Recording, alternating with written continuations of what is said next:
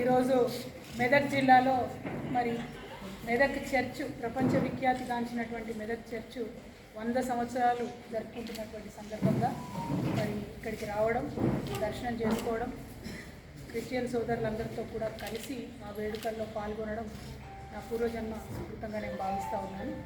మెదక్ చర్చ్కి ఎంతో చరిత్ర ఉంది, మనందరికీ తెలుసు. 100 సంవత్సరాల క్రితం ఇక్కడికి వచ్చి మరి దాదాపు అప్పటి పైసలలో చూసుకుంటే 14 లక్షల రూపాయలు ఆనాడే ఖర్చు పెట్టి ఒక 10,000 మందికి ఆహారం ఇచ్చేటటువంటిగా, ఉపాధి కల్పించేటట్టుగా అల్టిమేట్గా పనిచేసి అనేక సేవా కార్యక్రమాలు చేస్తూ మరి మన తెలంగాణకు తలమానికంగా నిలబడి ఏషియాలో 2వ అతిపెద్ద చర్చిగా పేరుగాంచినటువంటి చర్చ్ దర్శించుకోవడం అన్నది మామూలు విషయం కాదు.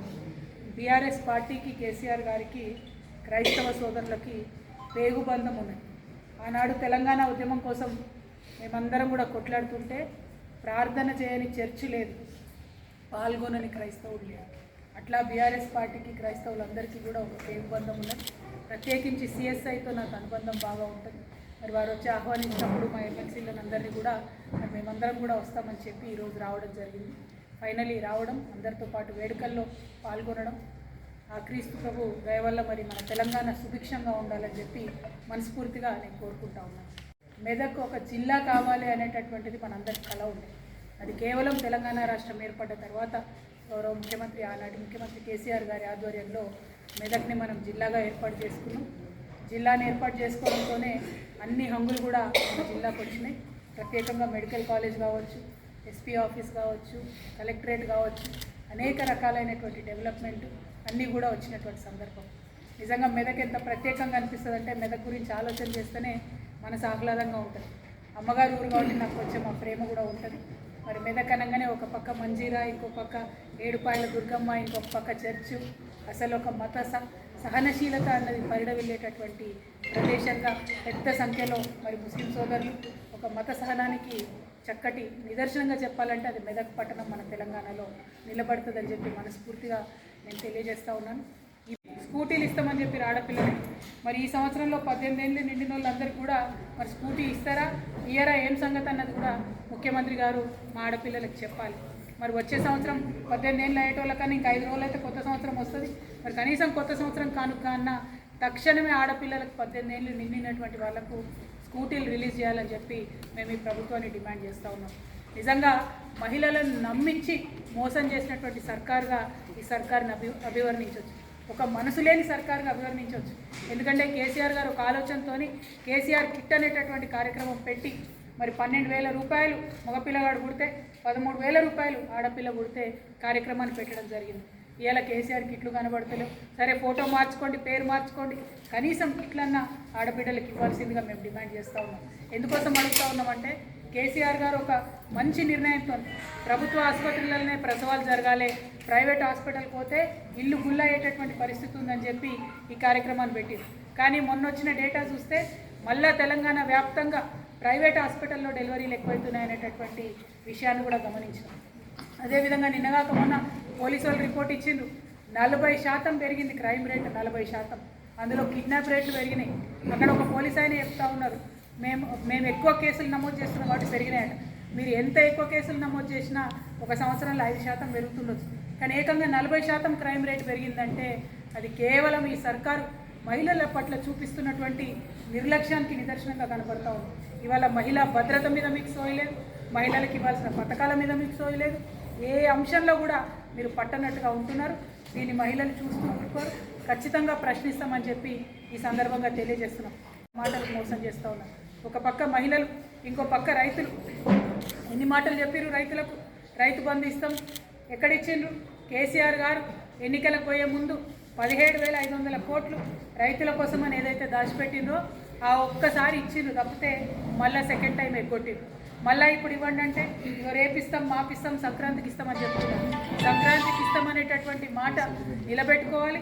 తక్షణమే పెంచినటువంటి రుసుముతో రైతు భరోసా అమలు చేయాలి. మీరు మళ్ళా రైతు భరోసాలో కూడా ఏదో కట్టింగులు పెట్టేటటువంటి ప్రయత్నం చేస్తున్నట్టు, 100 రకాల రూల్స్ పెట్టేటటువంటి ప్రయత్నం చేస్తున్నట్టు సమాచారం వస్తూ ఉన్నది. దాన్ని మేము సహించం. ఎందుకంటే చిరు ఉద్యోగులు ఉంటారు, చిన్న ఉద్యోగం ప్రైవేట్లో వేసుకుంటూ వాళ్ళు ఉంటారు, వాళ్ళకి ఇక్కడ భూమి ఉంటుంది, వాళ్ళ పేరెంట్స్ సాగు చేసుకుంటూ ఉంటారు. మరి వాళ్ళకి రైతు భరోసా ఇస్తారా? ఇయ్యరా? మీరు ఎందుకంటే మోడీ గారు పెట్టినటువంటి రూల్స్ పెడతామంటూ ఆయన పెట్టే రూల్స్ పెడితే 30% మంది కూడా రైతు భరోసా రాదు. కేసీఆర్ గారు ఎటువంటి రూల్స్ లేకుండా రైతులందరికీ ఇవ్వాలి, సాగు చేసుకునే వారందరికీ ఇవ్వాలనేటటువంటి ఆలోచనతో రైతు బంధు అనేటటువంటి కార్యక్రమం పెట్టింది. దాంతో ప్రైవేట్ రుణాలు లేకుండా చాలా చక్కగా రైతులు పంట వేసుకునేటటువంటి పరిస్థితి ఉండే. కానీ ఇవాళ మీరు కొత్త రూల్స్ తీసుకొచ్చి మీ ఇంట్లో చిన్న గవర్నమెంట్ ఎంప్లాయీ ఉంటే ఇయ్యం, మీరు ఇన్కమ్ ట్యాక్స్ కడితే ఇయ్యం, మీరు ఇంకోటి చేస్తే ఇయ్యం, మీకు కారు ఉంటే ఇయ్యం, ఇట్లాంటి రూల్స్ పెట్టినట్టయితే 30% మంది కూడా రైతు భరోసా రాదు. మరి రైతులకు సాగు చేసుకునే వారందరికీ కూడా తప్పకుండా వచ్చే విధంగా రైతు భరోసా ఈ ప్రభుత్వం ముందుకు రావాలని చెప్పి మేము డిమాండ్ చేస్తూ ఉన్నాం. అదేవిధంగా మరి వరి ధాన్యానికి ఏం చెప్పింది ప్రభుత్వం?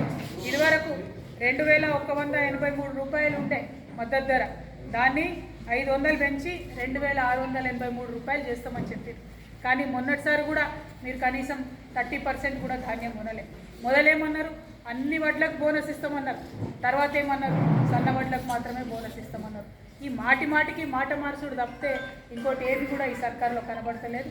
అదేవిధంగా మీరు మొక్కజొన్నకి ఇస్తామన్నారు, 1870 రూపాయలు ఉంటే దాన్ని పెంచి 2200 ఇస్తామన్నారు. కందులకు పెంచి 6700 ఇస్తామని చెప్పారు. సోయాబీన్కు పెంచుతామన్నారు, 4400 రూపాయలు ఇస్తామన్నారు. మరి పత్తికి పెంచి 6500 రూపాయలు ఇస్తామన్నారు. అట్లానే మిర్చి సాగు చేసే రైతు చక్కగా ఉండాలి, 15000 రూపాయలు మద్దతు ధర ఇస్తామని ప్రకటించారు. పసుపు రైతుకు 12000 ఇస్తామని ప్రకటించారు. అట్లనే ఎర్రజొన్న రైతులకు 3500 రూపాయలు ఇస్తామని చెప్పింది. మరి చెరుకు రైతులకు 4000 రూపాయలు ఇస్తామని చెప్పింది. జొన్నలు పండించేటోళ్లకు 3050 రూపాయలు ఇస్తామని చెప్పింది. వీటన్నిటినీ కూడా ఎగ్గొట్టిండ్రు. గత ఒక్క సంవత్సర కాలంగా ఏ ఒక్క పంటకు కూడా మీరు మద్దతు ధర ఇస్తలేరు, ఏ ఒక్క పంట మీద కూడా మీరు ఆలోచన చేస్తలేరు. మరి ఇక్కడ మెదక్లో, నిజామాబాద్లో, కోరుట్లలో చక్కెర ఫ్యాక్టరీ ఉంటుంది. మేము తెరిపించలేకపోయినాం. ఖచ్చితంగా కాంగ్రెస్ పార్టీగా మేము వచ్చిన తర్వాత తెరిపిస్తామని ఆనాడు పెద్ద మాటలు చెప్పిండ్రు, ప్రగల్భాలు పలికిండ్రు, ప్రజలను మభ్యపెట్టిండ్రు, ఓట్లు వేయించుకున్నారు. అద్భుతమైనటువంటి పంటలు, సిరులు ఒకప్పుడు ఉండే అని ఆనాడు శ్రీనాథుడు కూడా చెప్పిండని చెప్పి మన కేసీఆర్ గారు పదే చెప్తూ ఉంటారు. మరి మెదక్ మళ్ళా అట్లా పచ్చబడాలి, మంచిగా పంటలతో ఉండాలి, సిరుల రాసులు ఇక్కడ పొంగాలనేటటువంటి కళతోని మరి ఇక్కడ అంతకుముందు సింగూరు నుంచి నీళ్లు హైదరాబాద్ పోతుండే, ఇక్కడ ఉండేటటువంటి కనపురం ఆయకట్లో రైతులకు నీళ్లు రానటువంటి పరిస్థితి ఉండే. కానీ తెలంగాణ ఏర్పడిన తర్వాత కేసీఆర్ గారు పట్టుబట్టి మరి గోదావరి జలాలతో సింగూరుని నింపి తద్వారా గణపురం ఆయకట్టునంతా కూడా పరిరక్షించి మరి ఇక్కడ నిజంగానే సిరులు పండేటట్టుగా మనం చేసుకున్నాం. అక్కడితో ఆగిపోకుండా మరి మెదక్ జిల్లాలో ఉండేటటువంటి ప్రతి ఒక్క మండల కేంద్రంలో, ప్రతి ఒక్క గ్రామంలో ఉండేటటువంటి చెరువుల్ని పూడికలు తీసుకున్నటువంటి వాటన్నిటినీ కూడా మరి కాలువలతో అనుసంధానం చేసి తప్పకుండా 365 రోజులు చెరువులలో నీళ్లు ఉండాలనేటటువంటి కళ కేసీఆర్ గారికి ఉన్నది. దానికోసమే కాళేశ్వరం నుండి ఇక్కడికి నీళ్లు తెచ్చుకోవాలని అనుకున్నాం. ఆ పనులు సగంలోనే ఇప్పుడు వచ్చినటువంటి ప్రభుత్వం ఆపడం అన్నది నిజంగా దారుణం. కాళేశ్వరం ప్యాకేజ్ 19 కింద మరి మొత్తం కూడా యావత్ మెదక్ జిల్లా సస్యశ్యామలమయ్యేటటువంటి ఆస్కారం ఉన్నది. కానీ కేసీఆర్ గారి మీద కోపంతో మెదక్ ప్రజల మీద తీర్చుకుంటే ఏమొస్తుందని చెప్పి ఈ ప్రభుత్వాన్ని మేము ప్రశ్నిస్తూ ఉన్నాం. సింగూరు ద్వారా ప్లస్ అదేవిధంగా ప్రతి చెరువుకి, ప్రతి మండలానికి ఏదైతే అనుసంధానం చేసుకోవడానికి రామాయణపేట కెనాల్ని మనం నిర్మించుకుంటా ఉన్నామో దాన్ని కొనసాగించవలసిందిగా ఈ ప్రభుత్వాన్ని మెదక్ ప్రజల తరఫున నేను రిక్వెస్ట్ చేస్తూ ఉన్నాను. ప్రభుత్వాలు అనేటటువంటిది కంటిన్యూస్ ప్రాసెస్ ఉండాలి. ఒక పార్టీ పోయి ఇంకో పార్టీ అధికారంలోకి రావచ్చు, కానీ గవర్నెన్స్ అనేది కంటిన్యూస్గా కొనసాగాలి. ప్రజల కోసం చేపట్టినటువంటి ఈ పథకాలను ఆపవద్దు అని చెప్పి మేము గౌరవ ముఖ్యమంత్రి గారికి విజ్ఞప్తి చేస్తూ ఉన్నాం. ఎందుకంటే ఇది ఇబ్బంది పడ్డటువంటి నేల, కష్టాలు పడ్డటువంటి నేల, చాలా కరువును చూసినటువంటి ప్రాంతం. ఆ కరువునంతా కూడా తరిమేసే విధంగా ఈ ప్యాకేజ్ 19 కానీ మన కాలువలు కానీ మనం నిర్మాణం చేసుకున్నాం కాబట్టి, రామాయణపేట కెనాల్ కానీ ప్లాన్ చేసుకున్నాం కాబట్టి ఆ పనులను ఎట్టి పరిస్థితుల్లో ఆపొద్దని గౌరవ ముఖ్యమంత్రి గారు నేను కోరుతా ఉన్నాను. అదేవిధంగా ముఖ్యమంత్రి గారు ఎప్పుడైనా జిల్లాలకు వస్తూ ఉన్నారంటే ఎక్కడైనా కూడా ఆడబిడ్డలు ఎదురు చూస్తూ ఉంటారు. మరి వస్తే ఏమన్నా పథకాలు ఇస్తారేమో, ఏమన్నా కొత్తవి మాకు వస్తాయేమో అని చెప్పి. ఇవాళ యావత్ తెలంగాణలో కూడా మహిళలు మరి క్రిస్మస్ గిఫ్ట్ రాలేదని అనుకున్నారు. అట్లనే రంజాన్ తోఫా ఎగిరిపోయింది, అట్లనే బతుకమ్మ చీర కూడా ఎగిరిపోయింది. ఇవన్నీ ఒకప్పుడు ఇచ్చుకున్నాం, ఇప్పుడు ఏది లేనటువంటి పరిస్థితి. పోనీ క్రిస్మస్ గిఫ్ట్ తీసేసిండ్రు. మరి మహాలక్ష్మి పథకం కింద మాకేమన్నా 2500 రూపాయలు ప్రకటిస్తారేమో ఇలా మంచి రోజు అని చెప్పి తెలంగాణ మహిళలు అనుకున్నారు. మరి కళ్యాణ లక్ష్మితోని 1 తులం బంగారం ఇస్తారేమో అని అనుకున్నారు. ఏది లేదు, ఏం ఆలోచన లేదు. మహిళలు అనేటటువంటి వాళ్ళు మరి ఎంతో కొంత ఆశతోని ఈ ముఖ్యమంత్రి గారు వస్తే, కొత్త పార్టీ వస్తే మాకేమన్నా మంచి జరుగుతుందేమో, మరి కేసీఆర్ సార్ 2000 ఇస్తా అంటుండు, ఈయన 4000 ఇస్తా అన్నాడు కదా అని చెప్పి ఆలోచనతో ఓట్లు వేసినటువంటి వాళ్ళు కూడా ఉన్నారు. కానీ ఇలా సంవత్సరం అయిపోయింది, ఒక్కొక్క ఆడబిడ్డకి 2000 వస్తున్న వాళ్ళకు 4000 ఇస్తా అని ఇయ్యలేదు ఈ ప్రభుత్వం. కాబట్టి ఒక్కొక్క ఆడబిడ్డకి ఈ ప్రభుత్వం 24,000 రూపాయలు అప్పుబడి ఉందని చెప్పి నేను తెలియజేస్తాను. అట్లా అయిపోయింది.